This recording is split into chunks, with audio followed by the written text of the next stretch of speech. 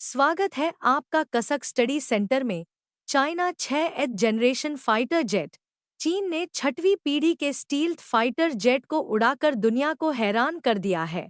इसके बाद भारतीय वायुसेना आईएएफ प्रमुख एपी सिंह ने चीन द्वारा वायुसेना के आधुनिकीकरण की आश्चर्यजनक गति पर चिंता जताई है। साथ ही तेजस विमानों की डिलीवरी की धीमी गति पर निराशा व्यक्त की है।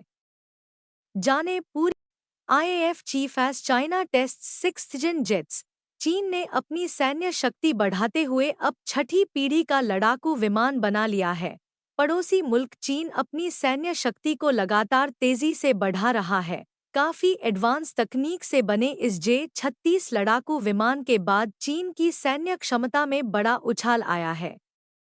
वहीं भारत के भारतीय वायुसेना आईएएफ प्रमुख एपी सिंह ने चीन द्वारा वायुसेना के आधुनिकीकरण की आश्चर्यजनक गति पर चिंता जताई है। साथ ही तेजस विमानों की डिलीवरी की धीमी गति पर निराशा व्यक्त की है। 2010 का तेजस अभी तक नहीं मिला। इंडिया टुडे में छपी एक रिपोर्ट के मुताबिक भारत के चीफ ने बहुत साफ शब्दों में इस बात की चिंता जाहिर किया है कि हमें अभी 2010 में दिए गए तेजस का ऑर्डर अभी तक नहीं मिला है। तेजस लड़ाकू विमानों की धीमी गति से डिलीवरी पर चिंता व्यक्त करते हुए भारतीय वायुसेना आईएएफ प्रमुख एपी सिंह ने दुख जताया कि 2009 से 2010 में ऑर्डर किए गए 40 विमानों का पहला बैच अभी तक नहीं मिला है। वायुसेना प्रमुख ने कहा बोली ये बातें 21वें सुब्रतो मुखर्जी सेमिनार में बोलते हुए वायुसेना प्रमुख ने कहा कि ऐसे समय में उत्पादन का पैमाना बढ़ाना होगा जब चीन जैसे भारत के विरोधी अपनी वायुसेना में भारी निवेश कर रहे हैं। वायुसेना प्रमुख ने तेजस पर क्या कहा?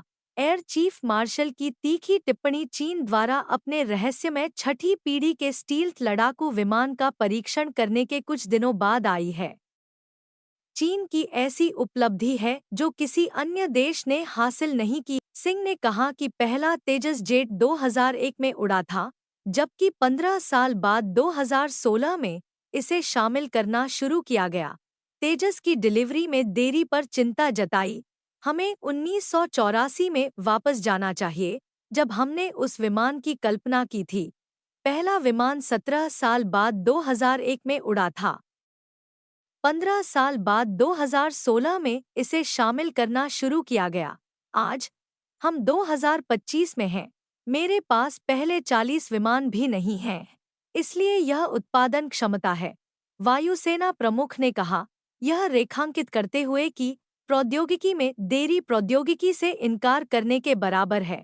तेजस हिंदुस्तान एरोनॉटिक्स लिमिटेड हाल द्वारा विकसित किया जा रहा एक बहुउद्देशीय हल्का लड़ाकू विमान है।